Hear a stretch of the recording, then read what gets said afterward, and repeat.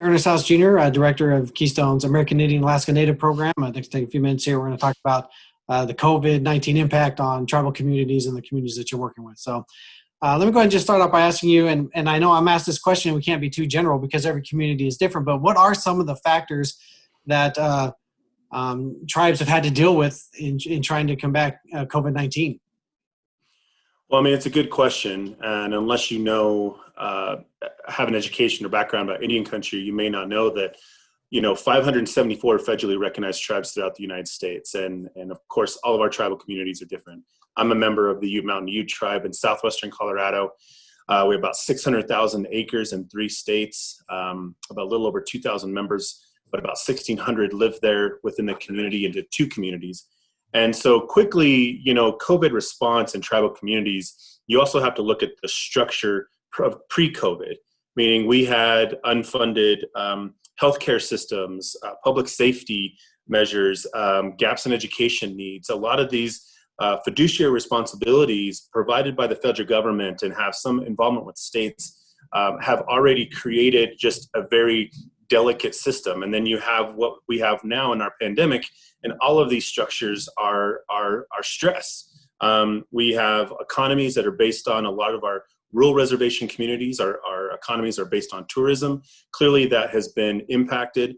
We have a lot of our tribal business that has been shut down, our casinos that bring in some of the revenue streams that have been closed, clearly for the safety and health of our tribal membership.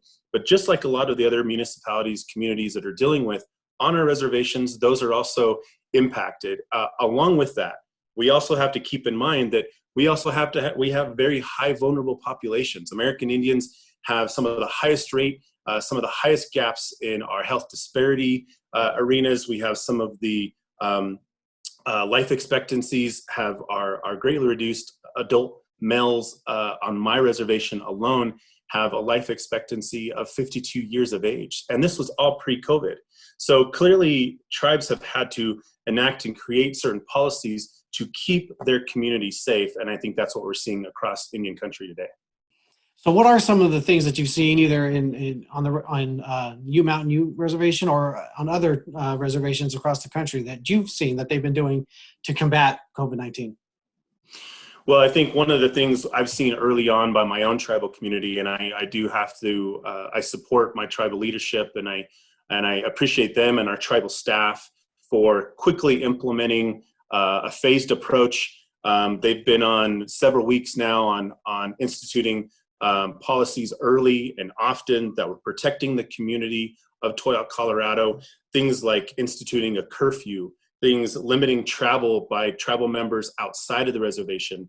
But when you do that, you also have to create those infrastructures and those systems for the residents in the community. My communities, like a lot of tribal communities, are seen as a food desert. We don't have a grocery store.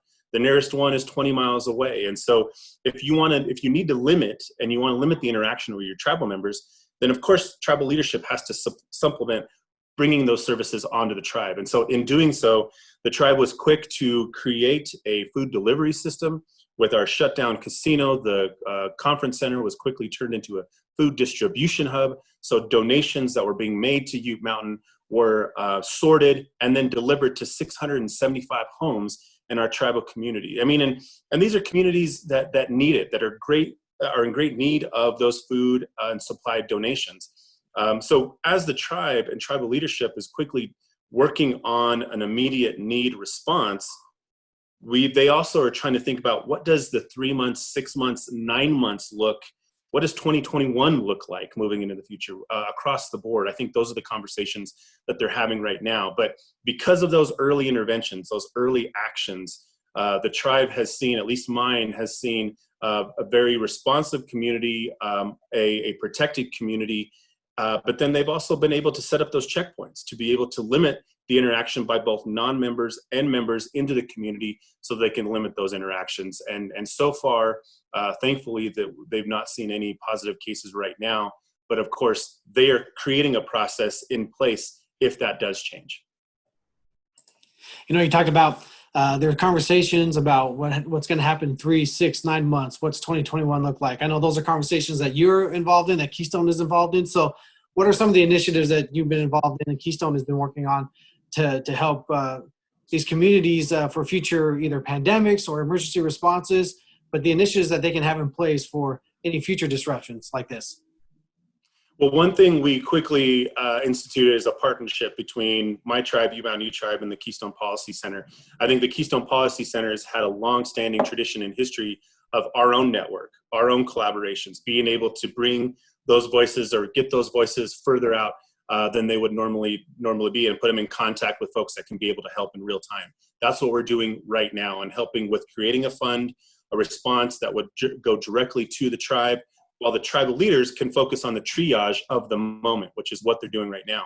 If you know Indian country, a lot of times our tribal systems are stressed. One person is already doing multiple jobs, wearing multiple hats. And so I think these type of partnerships between nonprofits, organizations, entities, funders, whatever that looks like, is going to help sustain and keep the tribe moving forward. Now, I think switching gears to your question, we have to think about, what does the future planning look like? What kind of infrastructure need to be developed and created to maintain that system? Is one of the things we've been looking and identifying is a food distribution process. The tribe has been very successful in being able to receive these large donations, disseminating them out to both children, youth, elders, families living in remote areas.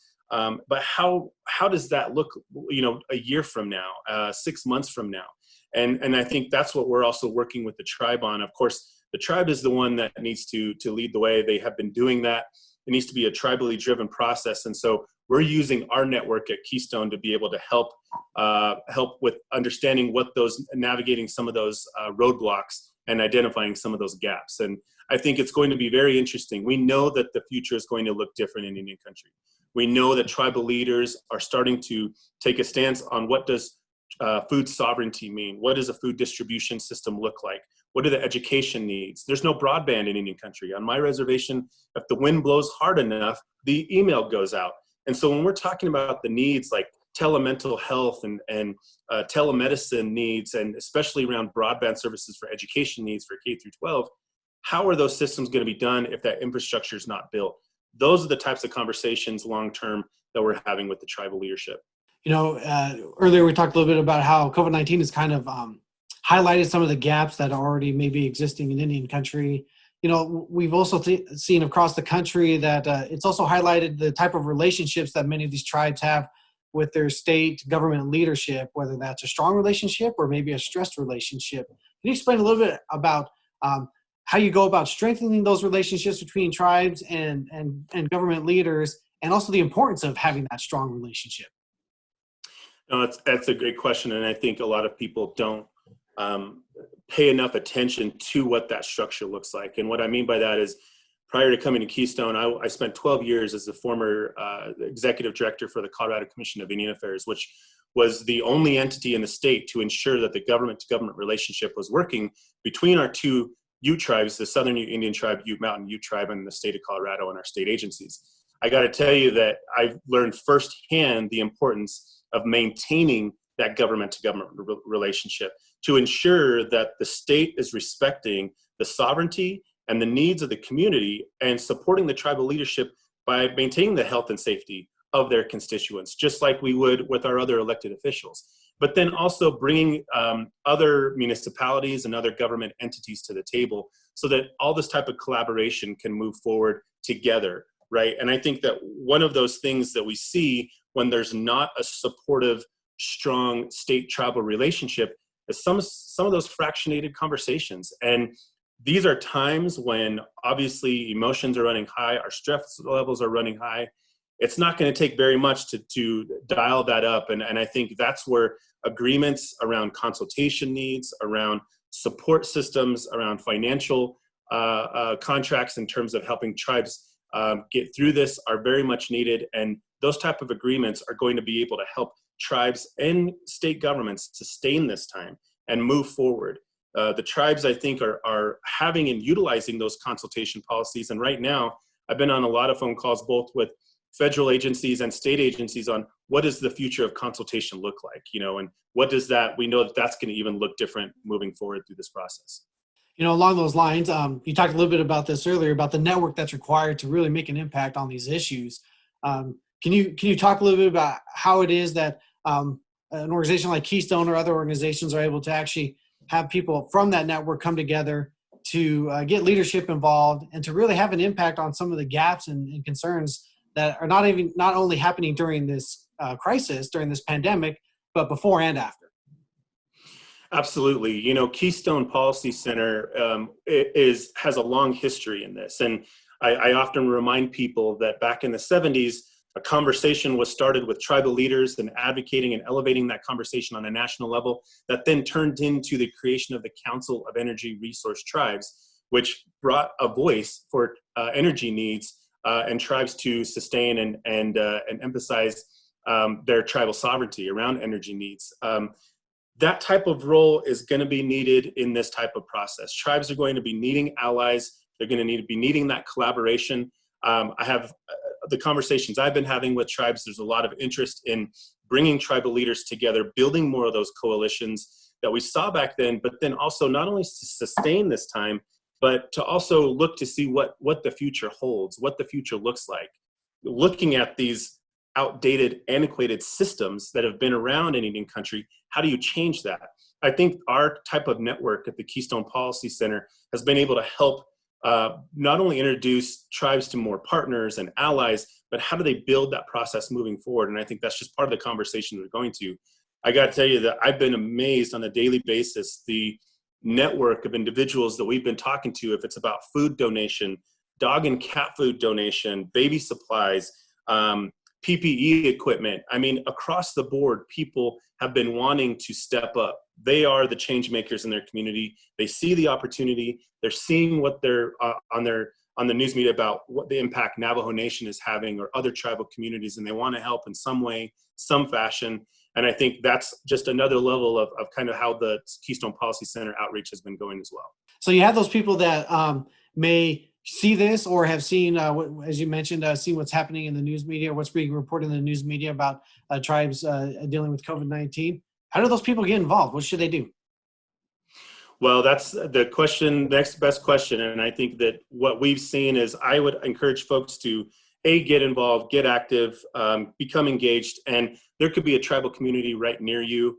A lot of our tribal communities are utilizing their own websites to post updates on COVID-19 response. Some are using social media. My tribe does a community update every other day and on a weekly basis on what those donations look like, the schedules look like, the needs might be.